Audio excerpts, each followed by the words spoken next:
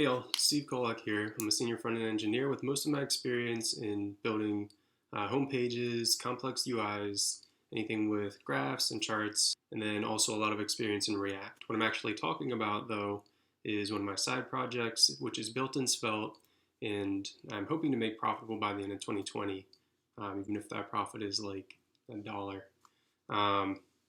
So in any case, what I'm going to talk about today is this effect that I've got going on one of the games that I've not yet put out in the production environment in the app. Please like and subscribe.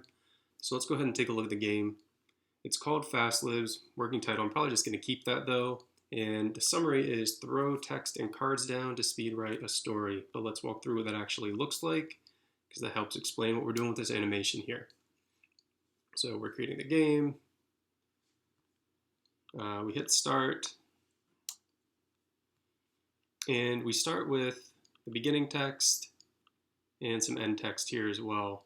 For whatever reason, that looks a little bit smashed.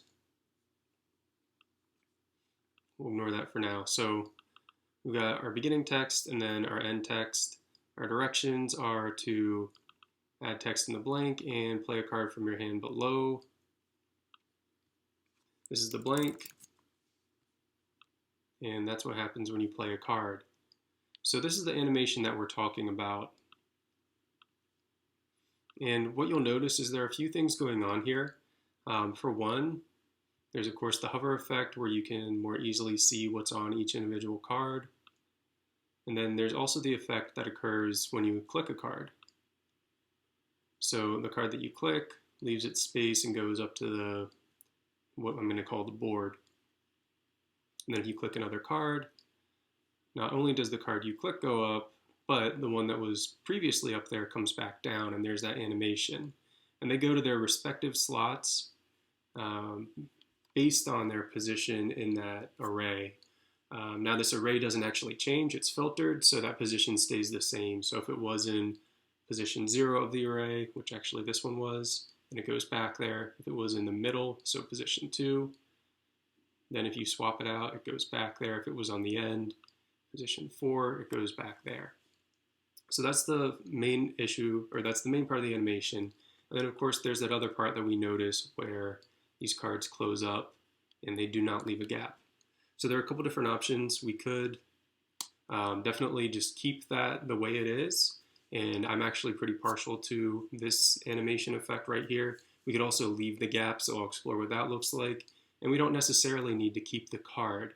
So for my purposes, I do have the card right here. You could easily just have this card disappear and show text right at the bottom. So we'll show a couple of those cases. All right, so like and subscribe if this kind of sounds interesting to you. I'll be doing a lot more demos of features like this of Svelte, and then also how I'm incorporating them into my app. All right, so if it is interesting to you, if you have questions, if you have comments, any kind of feedback, go ahead, let me know. Comment, like, subscribe, etc.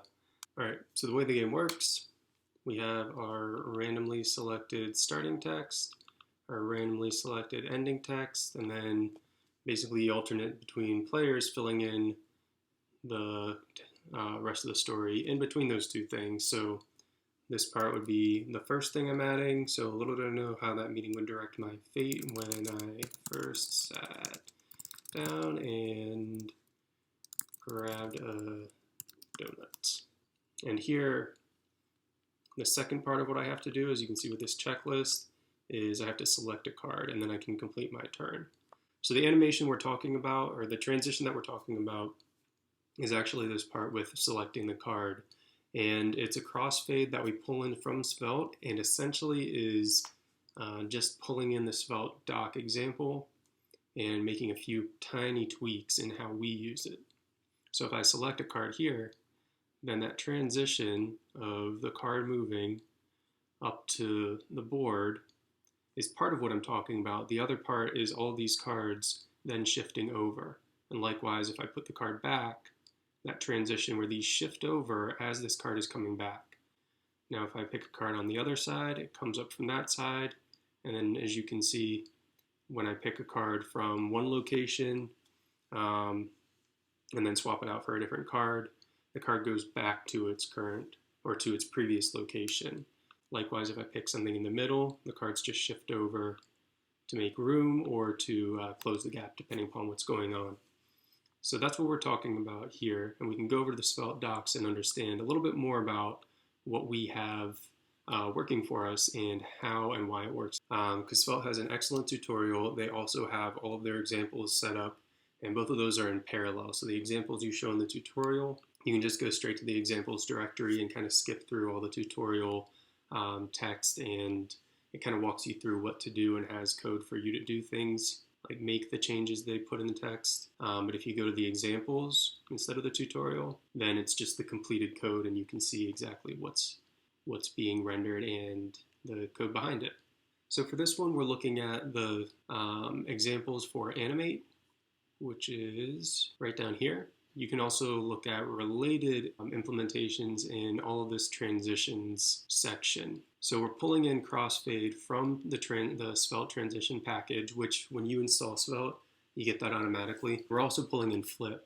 I'm going to leave Flip to talk about for just a minute here. But when we pull in the Crossfade, we basically get to pass in a function that then returns how we want our send and receive behavior to interact. So what happens between the send and receive is you'll actually have two different aspects of the code running in, I want to say in sync, but they are staggered based upon this transition. Looking at the crossfade, here you can see we're really just grabbing the computed style of the node that we're interacting with, and then we're returning this information if there is any transform that's within this node. So like the transform is going to be a translation, rotation.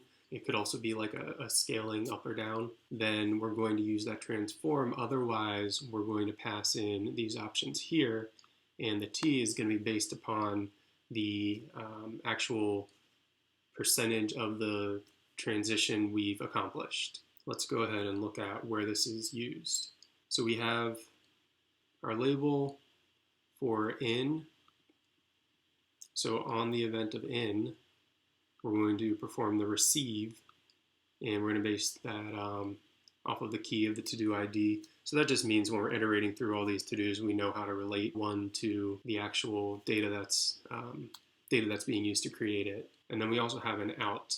We have something that is listening to the out event that's being, and then running the send function here. And we're passing in this as our information. So you can likewise see this is for the to-do column, so that's what is being rendered for each label here. So for each of these, we have our in and out events that we're listening to. Again, we'll talk about animate in a minute. And then if we scroll down a little bit, we now have our done column, which currently only has one item, and we have that same structure with the in, the out, and the animate. So we can see what happens when we click. We have that motion from one column to the other. And we can likewise click from the done column, and it's the same sort of motion where halfway through it basically swaps. So 50% of the duration of our animation, 50% has completed. That's where that send cuts off, and then the receive takes over. So it basically just swaps which element has the new information. So initially, the send is being run, and then halfway through, the receive is being run by the new component. So rather than the new component starting at, position, we'll just call it position 0, it's going to start at, like negative 100 pixels or whatever, depending upon the location it's getting information from. So that's a really effective way to make transitions that are nice and smooth and useful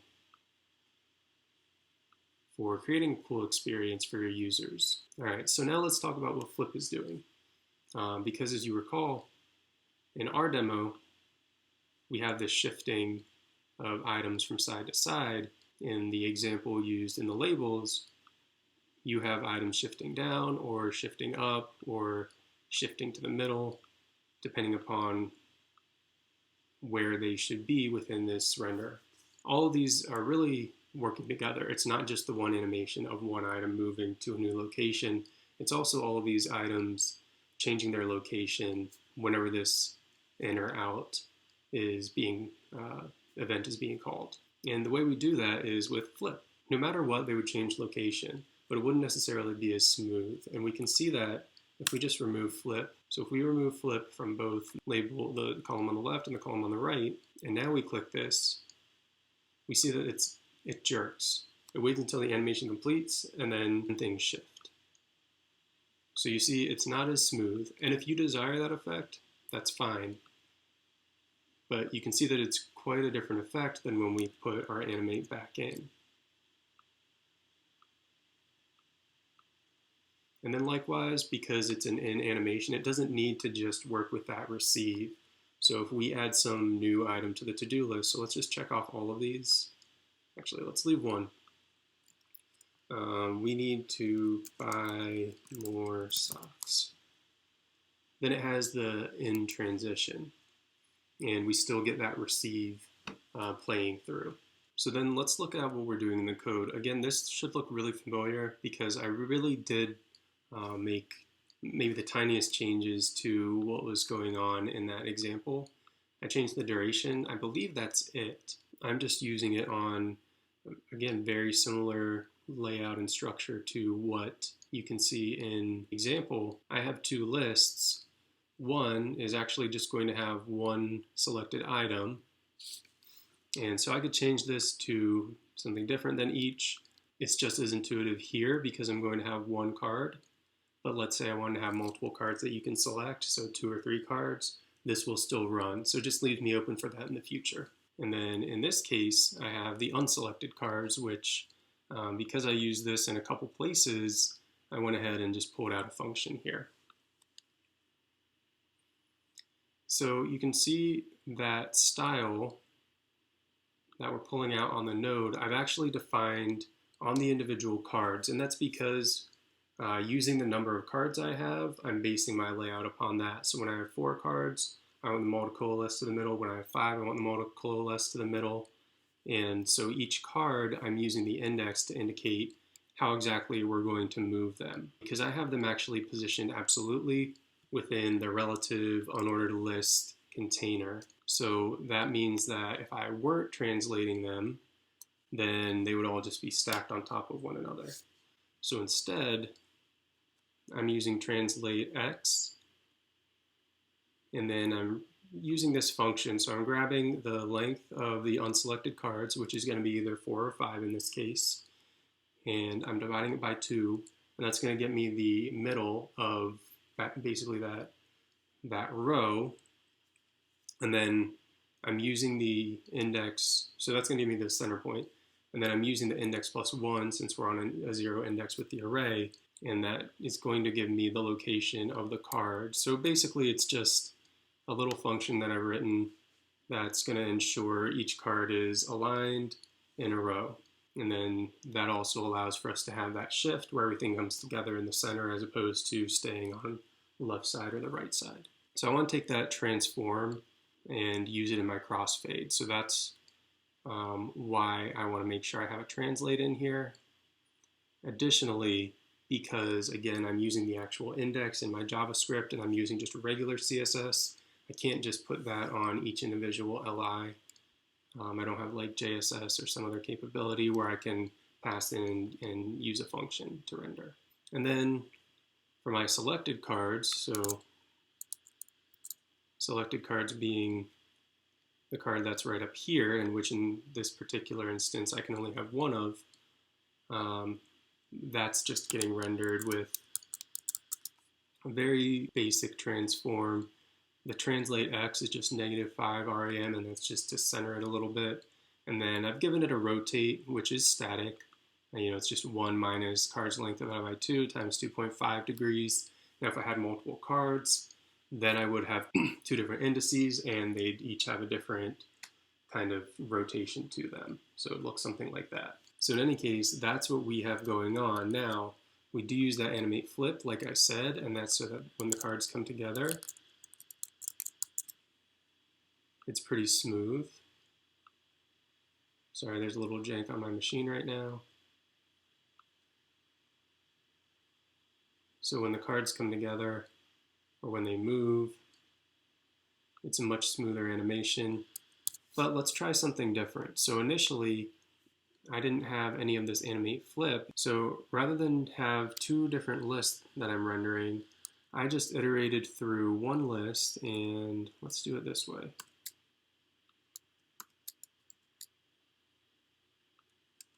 I'll show you what I had. Each my cards. Oh wow. Hope if I use the right text here. So as card, I think I still want the IDX card.id.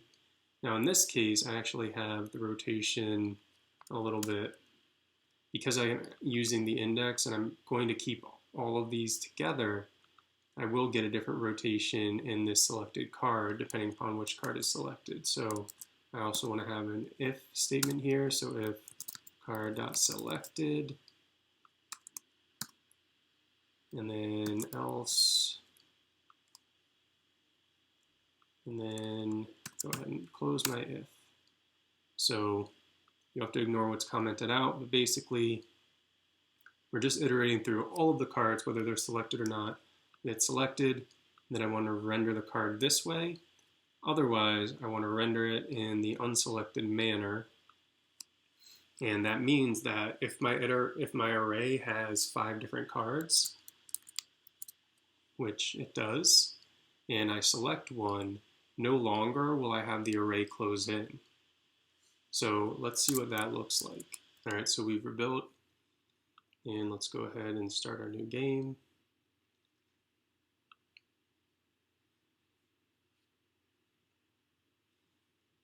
All right, so now we're going to keep a gap. So you see that the cards don't close in, and that's because we're all rendering it in the same list. It's just depending upon whether the card is selected or not, it's going to have a different effect. So this is another alternative. If you want to leave that gap in your person's hand, or whatever you're doing, if you want to leave a gap, then you can still use the send and receive and use the crossfade, because you do have this item that's going to be, it's going to use that out and that in event. It's going to go out and show the send, and then it's going to come in a different capacity and have receive. So if you've got a conditional or anything else where you're still using the same list, but you're just deciding how to render it, you can still use crossfade, which I think is great, because then you can have different options. So for here, because I have the indices of each card as well, then I have a different angle. If I put the card up at the 0 index versus number 4, or sorry, this is actually the 0 index because I'm running them from the right side to the left. So the 0 index here versus the number 4. And again, it's a minor detail. It might not be significant, but it is just another element that you can add. So you do want to consider if that's an alternative. And then I'm going to show one more thing, because all I've dealt with is rendering a card here and just rendering that card in 2 different ways. So I do want to show what happens if we, for example, just don't render it at all and send it to a completely different component, and we don't necessarily have a transition that we want. So for simplicity's sake, I'm just going to set this to opacity of 0, and this is going to do 2 things. One, it is going to allow me to still use that send and receive and have that motion to and from, but when it arrives, it's going to disappear. So when it disappears, I want to do something a little bit separate, and that's within the story itself, which is basically this component. I'm going to take this card and I'm going to render the phrase. So this phrase is either going to be empty, and that's just because I have a default value here, or it's going to be the phrase of the card that we're using in the component. And you can see that in my story here, which is the component I'm pulling in. I have a card property that I'm pulling in, and that's a selected card. Otherwise, and this is really just inline to show you how I'm keeping it nice and simple. I usually wouldn't inline a default value like this, and in fact I am using a default value in the component itself. I'm going to go ahead and save that. We'll let it rebuild, and I'll show you another alternative. Now, what we're doing here, remember, we changed our opacity within that particular list item to 0, so it should disappear on the completion of that transform. After that receive, it's going to have an opacity of 0. But we're keeping it in the same list, so now we're not going to have a gap when we send that card away. And what we should see, because in the story we are taking the card text in, is we send the card, and then we receive the card text. So here, there's no stagger because we're not actually using the send and receive on this paragraph element, but you do see the card text change. So, and there's no like, you can click because I didn't change the Z index, but you could just as easily change it so that if I click somewhere where the card, we roughly know it's around here, you could change it so the Z index isn't allowing the card to be clicked on because it would then be behind this story element. In this case, you might actually want to add a click event on the text itself where you can undo it, because it's a little weird to see this, click on that, and nothing happens, and then click down here, and the card goes away. So the last little thing here, we're going to include the send and receive on this paragraph element, which takes the card phrase, and we're going to do in is going to be receive, which before you accept after C, and we're going to, we have the key, I think it's just key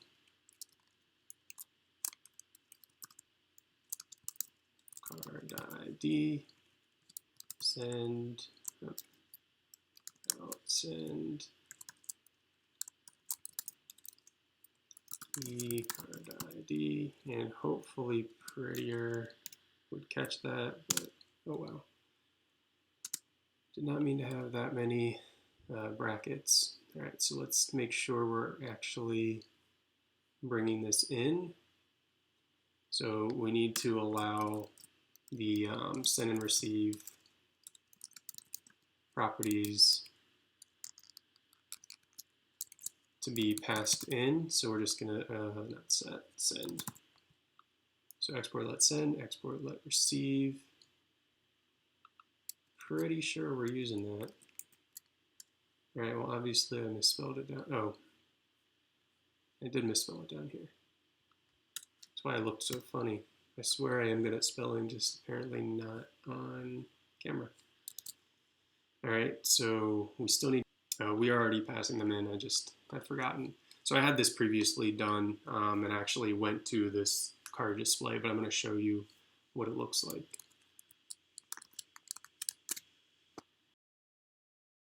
All right, so let's go ahead and see what happens when we use the send and receive on the text. Not a whole lot. All right, so the main reason here is because there's no transform on that paragraph tag. So remember, if we don't have a transform on it, then the style is none. So there's no delay, and all of a sudden it's just going to show.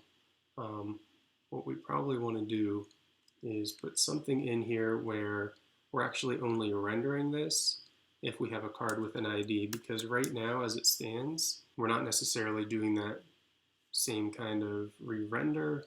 We don't have any styles to transform on the card text, and but you see that send and receive didn't work so well. So let's go ahead and try something different, and let's just use our own animation for whenever this comes in.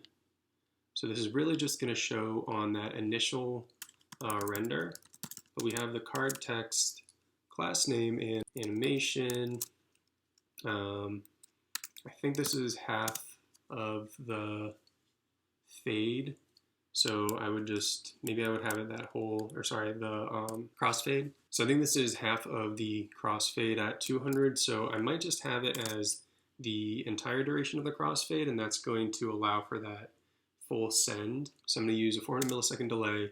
I'm going to call my animation fade in, and then I'll have it take 200 milliseconds to complete, and it's going to go forwards. So that means that it's not going to repeat, and it's just going to stay in that final state of the animation. So I have an opacity 0 when I start. So I render that card text, but you can't see it. And now we're going to use this animation we're going to make keyframes, and it's going to be called fade in, and it's just going to go to opacity of 1. So let's go ahead and put that there. So another way that you could do this, you could use a transition and just put a different class on the element here. And in your transition, you could have a transition delay. You could just have this change to opacity. You don't necessarily need keyframes. That class name would be applied only when you have a card with an ID. So rather than this if right here, you would just have class, and we'll say fade or ID present equals card.id. And you could do it that way. So I might actually do that right now. Yeah, let's go ahead and do it that way. So rather than the if case, we will leave that, but we'll change this to say transition for milliseconds, opacity, and then we're just going to say card text dot card ID opacity 1. Let's try that way. Remember ID present. ID present. Re-render is complete. We're going to go ahead and build the board. Start game. The animation would work just as well, but in this case, you can see that on that initial load, because we're just first adding the class name, it delays and then it shows. And then when you switch it, because we're just switching the text, we're not switching the class name, we don't have that changeover.